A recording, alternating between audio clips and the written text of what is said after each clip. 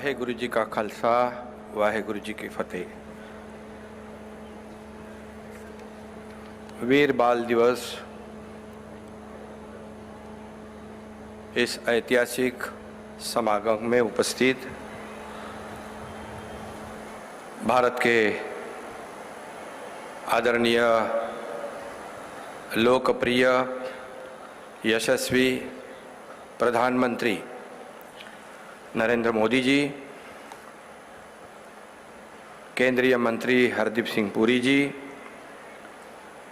पंजाब के मुख्यमंत्री भगवंत मान जी, अर्जुन राम मेघवाल जी, मीनाक्षी लेखी जी, इकबाल सिंह लालपुरा जी, हरमीत सिंह जी, मनजिंदर सिंह जी, सभी महानुभाव और सभी उपस्थित भाई और बहनों, गुरु गोविंद सिंह जी के पुत्र साहिबजादे बाबा जोरावर सिंह जी और बाबा फतेह सिंह जी को आज के इस वीर बाल दिवस पर मैं हृदय से याद करता हूं और उन्हें विनम्र अभिवादन भी करता हूं। आदरणीय प्रधानमंत्री जी नरेंद्र मोदी जी ने आज के इस दिन 26 दिसंबर को वीर बाल दिवस के रूप में मनाए जाने की घोषणा की थी, ताकि गुरु गोविंद सिंह जी के पुत्रों के बलिदान के बारे में पूरा हिंदुस्तान जाने, दुनिया जाने। हमारा देश, हमारा हिंदुस्तान यह वीरों की भूमि है। यहाँ ऐसे वीरों का जन्म हुआ है जिन्होंने अपने देश, धर्म और स्वाभिमान की रक्षा के लिए स्वयं के प्राणों की आहुति दी, बलिदान दिया, परवाह नहीं की। ऐसे वीरों के कामों को याद करना और उनके प्रति कृतज्ञ रहना हमारा कर्तव्य है।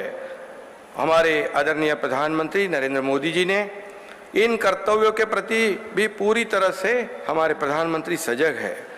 जैसे देश का विकास हो, प्रगति हो, इसके साथ जिन्होंने बलिदान दिया है उनकी तरह ही संवेदनशीलता जताने का काम हमारे आदरणीय प्रधानमंत्री जी ने किया है।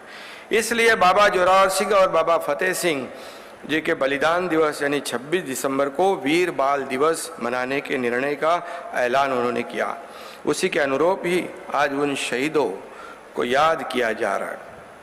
इसलिए मैं आदरणीय प्रधानमंत्री जी को हृदय से धन्यवाद देता हूँ, उनका शुक्रिया भी अदा करता हूँ।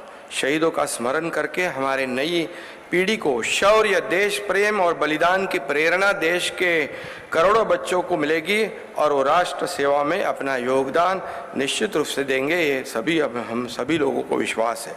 आज देश के आज़ादी का अमृत महोत्सव हम लोग मना रहे हैं और उन लोगों का सम्मान कर रहे हैं कि जिन्होंने देश के लिए अपना जीवन समर्पित कर दिया है। मुगलों के खिलाफ लड़ने और सिख धर्म को छोड़ने से इनकार करने वाले इन महान सुपुत्रों ने एक अद्वितीय बलिदान दिया है। गोविंद सिंह जी ने वाहेगुरु जी का खालसा वाहेगुरु जी की फतह की घोषणा की और अन्याय के खिलाफ लड़ने की सभी लोगों को ताकत दी। आज के इस अवसर पर मैं बताना चाहूँगा कि क्रांतिकारियों के आंदोलन में महाराष्ट्र और पंजाब का संबंध कुछ एक समान है। चाफेकर बंधु महाराष्ट्र के थे, राजगुरु जो भगत सिंह के साथ वे महाराष्ट्र के थे। इन राज्यों में क्रांतिकारियों की एक गौरवशाली परंपरा रही है। जैसे महाराष्ट्र और पंजाब का रिश्ता बहुत ही आत्मीय और आंतरिक है। दोनों ही राज्यों की मिट्टी वीरों को जन्म देने वाली है। दोनों ही राज्यों की मिट्टी देशभक्तों को जन्म देने वाली है। दोनों तरफ की मिट्टी महापुरुषों को जन्म देने वाली है। दोनों ओर की मिट्टी संतों को जन्म देने वाली है। जैसे पंजाब के घुमन में संत नामदेव का निवास था और नांदेड़ में गुरु गोविंद सिंह जी की समाधि है।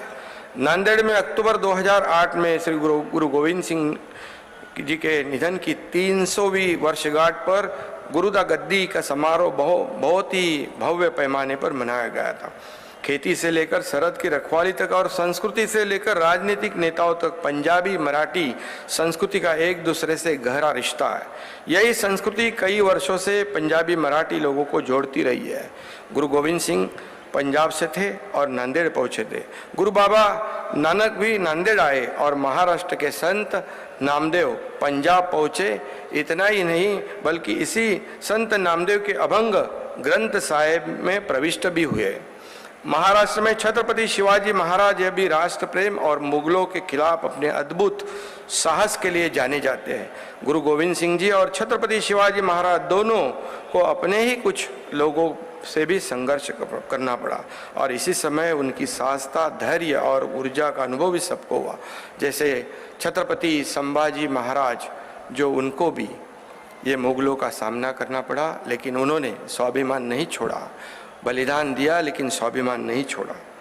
और इसीलिए छत्रपति शिवाजी महाराज और गुरु गोविंद सिंह जैसे महान विभूतियों ने सीख हमें दी है, वह हमारे आने वाली पीढ़ियों ने ध्यान में रखना चाहिए। जब 1984 में भी मुंबई और महाराष्ट्र में हिंदू हृदय सम्राट बाला साहब ठाकरे जी ने पूरे सिख समुदाय के माँ बहनों की रक्षा की थी, यह भी मुझे याद है। और जैसे G20 कि हमें इस देश को अध्यक्षता का मौका मिला है, ये हमारे पूरे देशवासियों के लिए गौरव की बात है, अभिमान की बात है।